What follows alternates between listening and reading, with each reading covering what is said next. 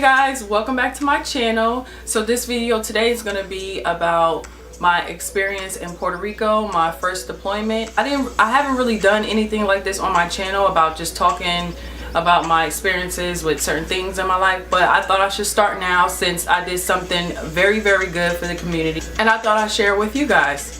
So some of you guys may not know, but I went on deployment to Puerto Rico to relieve the civilians of the Maria hurricane. I am in the Army National Guard. So what that means is the people who are in the National Guard, if there is any catastrophes going on, we're the first to go out, like hurricanes, tornadoes, whatever you want to call it. We're like the first people to go out. So our whole unit got activated, or our whole company basically got activated. Basically what we had to do was give out water, give out food, give out milk for the babies, give out Pampers, anything like that. So it took us a little bit to get there because if you do not know, I mean, which is kind of like, I mean, I'm not gonna say it's kind of like common sense because some people who aren't in the military just may not know, but they don't just throw you out there and go on deployment. You have to literally prepare for stuff like that,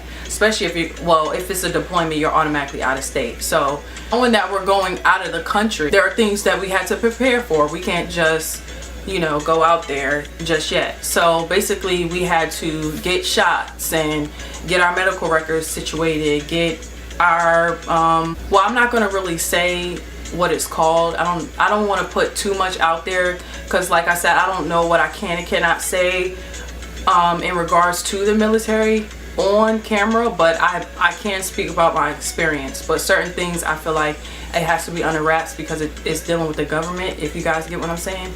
But basically there were many things that we had to do to prepare to Puerto Rico. Not only just getting everything situated for Puerto Rico, but getting everything situated for the soldiers who are going to Puerto Rico. Like I said, shots, etc., etc. So that's what we had to do first for the first couple of days. I did make 2 videos here on my channel about going to Puerto Rico, and if you guys did not watch that, I will leave the links down below in the description box so you guys can check those out. But our unit got activated September 26th, so that was around that time where that's why I was gone for like 2.5 months. We had to get everything situated as far as our vehicles getting sent to Puerto Rico and the whole 9. So that's basically what we did in the midst of, I'll say, 2 weeks and a couple days before we actually went to Puerto Rico. So we didn't get to Puerto Rico until mid-October, like the 14th. We didn't get to Puerto Rico. Once we got there, we stayed in San Juan. That's just where our flight landed, and then we were going to go to our actual barracks. I'm not going to really say where we stayed. Like I said, I don't want to say too much far as, like, even though it's over now, but just to protect myself, if that makes sense. So once we got to our barracks where we were, we already knew prior to coming to Puerto Rico or going to Puerto Rico that our living conditions were gonna be bad because 90% of Puerto Rico was down. The cell towers were down. We did not have no hot water. We didn't have any electricity. So we already knew going into it, it wasn't gonna be the best living conditions. And it wasn't.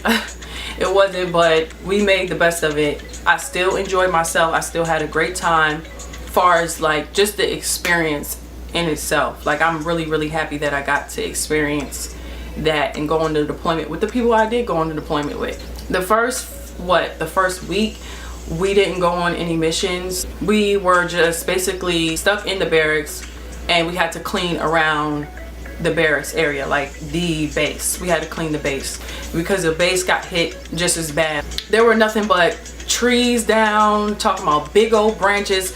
It was bad. Some of the barracks, the roofs were off because if you guys may not know, Puerto Rico, the way they build homes and houses and apartments and buildings and stuff, it's completely different to the way the US builds it. Or not, I'm not going to say the US because it is a US territory, but the way that where I live, where we build it, I'll say that the foundation of the homes and stuff is not as sturdy, or the foundation of the barracks wasn't as sturdy as the foundations of the homes here where I live. It was a lot easier for the hurricane to wipe out a lot of the barracks area.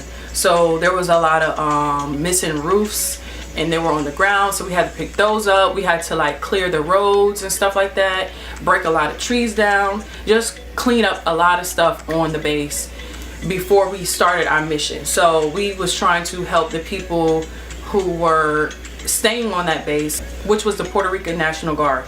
The Puerto Rican National Guard was there along with us, as well as the Louisiana National Guard, Ohio, and New York. We had a few different units all cooped up together on one base. So we always seen each other. We were always near each other. None of us went on missions together except for New York. New York and North Carolina, we worked together. But the other units, they did what they had to do. That's basically what everybody did for the first week, clean up and stuff like that. And then we got released on our missions, or we got assigned to go on missions. Before, and it's funny because I wasn't even going to go on missions as much as I did. And in the beginning that made me mad, because I'm like, okay, I came here to help people, and I came here to, you know, go on these missions, give out food, give out water, help people, meet people, just experience that, you know. And they put me on to actually do my MOS, and it didn't make me mad, but the way they set it up, I was gonna be doing my MOS majority of the time, and I'm like, nah. Nah, I'm not about to sit here and do my MOS in Puerto Rico. I don't want to sit there and say it like that. I just did not want to sit there and do my MOS only in Puerto Rico. You know, if they needed me to do certain things, that was no problem, because I did do my MOS here and there if they needed me. But I'm like, listen, put me on a mission. And I talked to one of the sergeants that was above one of the missions, and I kept bugging him. Like, I kept bugging him over and over. And it was okay for me to do that because me and him are very, very cool. So I was like, hey, put me on a mission. Put me on a mission. Put me on a mission. Oh, that person ain't doing what they supposed to do on the mission? They getting on your nerves? Okay, put me in. Put me in. That's what I kept doing. That's what I kept saying to my sergeant. And I will always, like, before I got put on these missions, they will come back and be upset of some of the soldiers, you know, just not being humble in the situations, or being, like, you know, selfish or just ungrateful. And I would hear these things, and I'm just like, that's crazy, because in this moment, like, we have everything that we need. You know, we got cell phones, we got hot water, we got electricity back home, all that stuff. These people got just snatched that, this hurricane just snatched that away from them. So for us to come there to help them, and I hear these stories when they're coming back, it kind of made me upset. So that made me want to go out there even more. You know, like, okay, I'm tired of hearing y'all complaining about these people. Why are they on these missions and I'm here? You know. And that was like, what, the second week or something like that, I think, that we were there. I wasn't playing. I came there to work every single day, go on these missions, go in these little towns and help people. That's what I came there to. That's what I went there to do. Not be sitting in the barracks or sitting on the base doing my MOS, you know. So something happened, and I was able to get on the mission. So I got on the mission, and from then on, my battery's about to die, so I'm trying to hurry up. I got on the mission, and from then on, I was on every single mission. Every single mission. We went to many different towns, and it was so beautiful. I met so many different people from Puerto Rico. You know, they was just so humble and just so strong for them to have to deal with what they went through. You know, I even still to this day have one of the wonderful ladies that I met out there, her number. You know, I still keep in contact with her. She'll text me from time to time, you know. But it was just an amazing experience for me to be able to go out there and help these people and give them back hope and give them back faith that their country is going to be the same again. You know, it was a lot of stuff that I seen and whether it was beautiful or not, like, it was just a lot of stuff that I've seen, and it's different, you know, when you actually go to someone else's country and get to experience what they go through, you know. And that was another thing for me that made me feel good. You know, it did suck that I couldn't talk to my family because there was no cell phone service, like none, you know. So we just like on our phone taking mad pictures and videos and stuff like that, like, oh, we'll post this later when we get back or whatever. But it was it was bad.